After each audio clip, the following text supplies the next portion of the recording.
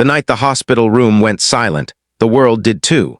Marcus felt the quiet before he understood it. The steady rhythm of machines that had filled the room for days flattened into one long, merciless tone, and in that instant, everything he knew about his life shattered.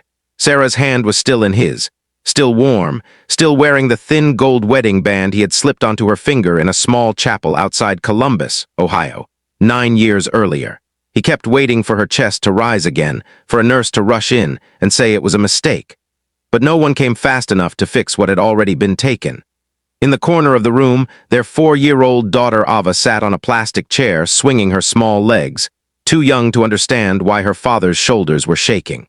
She held a stuffed rabbit her mother had packed in the hospital bag, its white fur already worn from too much love. Marcus looked at her and felt something close to terror. What if this happened to you? What if the person who held your world together disappeared in a single breath, and a pair of innocent eyes turned to you for everything? Would you know how to carry that weight? At Sarah's funeral, the Ohio sky hung low and gray, as if even the clouds refused to move on. Family members offered casseroles and sympathy in equal measure, their words blending into a blur Marcus barely heard.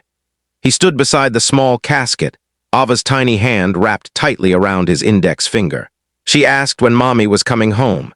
He swallowed against the fire in his throat and told her Mommy was with Jesus now, watching over them. He didn't know if he believed it in that moment, but he needed her too. That night, after the last car left the driveway and the house felt too big for 2 people, Marcus knelt beside Ava's bed. Her cheeks were damp with quiet tears, and she asked him to sing the song her mother used to sing. Marcus couldn't carry a tune to save his life, but he sang anyway, voice cracking, heart breaking open in the dark. When she finally fell asleep, he stayed there on the floor long after, staring at the ceiling, whispering a promise to the silence. He told Sarah he would be both mother and father. He would braid hair, pack lunches, read bedtime stories, and somehow fill a space that felt impossible to fill. The first months were chaos disguised as routine. Marcus worked as a mechanic at a repair shop outside town, his hands more familiar with engines than with tiny hair ties and glittery backpacks. Every morning became a race against the clock. He burned pancakes, mismatched Ava's socks, and sent her to preschool with uneven pigtails that leaned like crooked towers. Other mothers gave polite smiles at drop-off, their eyes soft with pity. Marcus felt their glances like small cuts, reminders of what he lacked.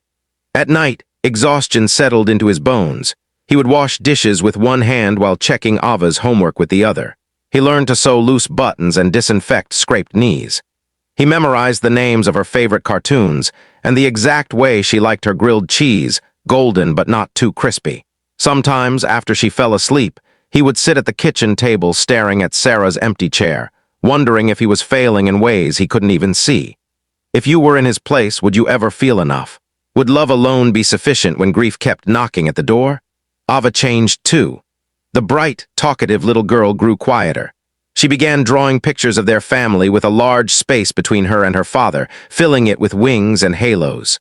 One evening, Marcus found her sitting in Sarah's old closet, wrapped in one of her dresses, breathing in the fading scent of perfume. He wanted to break down, to admit he missed that scent just as fiercely. Instead, he sat beside her and held her close, both of them clinging to fabric as if it could anchor them. Winter came hard that year. Snow piled against the small blue house they had bought together, and heating bills climbed higher than Marcus's paycheck seemed to allow. He picked up extra shifts at the shop, coming home with grease under his nails and fatigue etched across his face.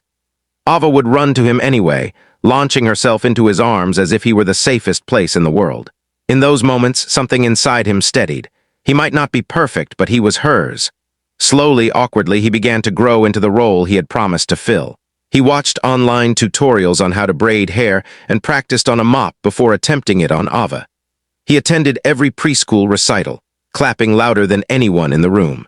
When she fell sick with a fever one night, he stayed awake until dawn, pressing cool cloths to her forehead, whispering prayers he hadn't prayed since he was a child. Faith returned not as certainty, but as a fragile thread of hope that he clung to for her sake. There were setbacks. On Mother's Day, Ava came home from school with a handmade card decorated with pink hearts. She stood frozen in the kitchen, unsure what to do with it.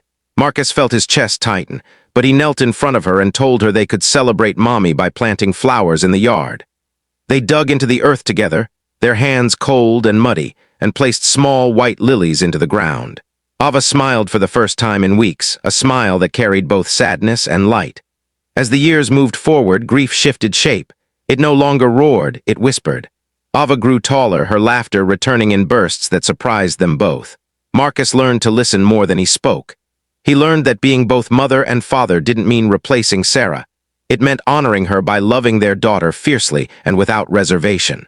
On Ava's first day of middle school, Marcus stood in the driveway watching her adjust her backpack straps. Her hair, braided neatly by his steady hands, shone in the morning sun. She turned back before getting into the bus and ran toward him, wrapping her arms around his waist. He felt how much she had grown and how much she still needed him. In that embrace, he realized the promise he had whispered in a hospital room years ago had not been about perfection. It had been about presence. Late one evening, long after Ava had gone to bed, Marcus found an old photograph tucked inside a drawer. It showed Sarah holding newborn